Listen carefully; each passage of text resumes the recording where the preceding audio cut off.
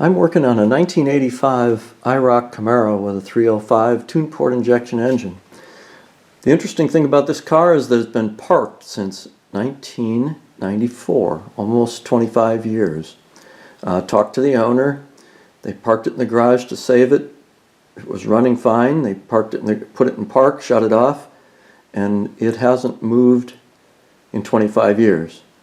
The car's been put on a trailer and moved to a different garage now, because I'm going to try to get this thing running and see if I can make it run.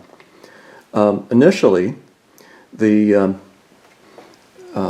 had somebody put a wrench on the crankshaft and told me that the engine would turn.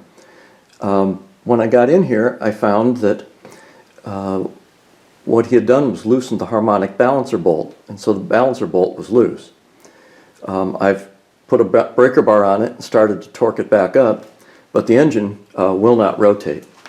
So at this point, in order to not damage the balancer any further, I've taken my click-stop torque wrench and torqued it back to 65 foot-pounds, the standard spec for a small block Chevy, and decided that I need a different tool.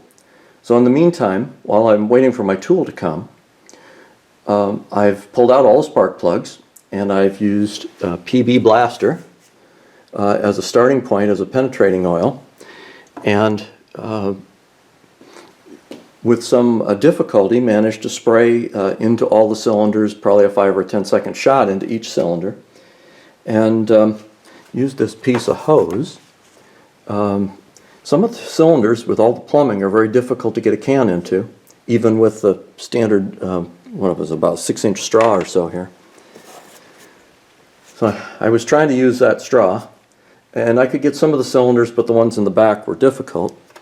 So used a piece of clear plastic tubing. The downside of doing that is that these penetrating oils are pretty nice. They foam and spray, but when you use a bigger tube like that, it foams inside the tube, and it comes out into the cylinder, but you don't get as nice a spray pattern. So I'm going to look for a longer straw. I'm going to let this thing sit for a couple of weeks with the first shot of PB Blaster in it, and as I said, wait for my tool to come. Oh, while I'm at it here, just a note on spark plugs. The spark plugs in general looked pretty good.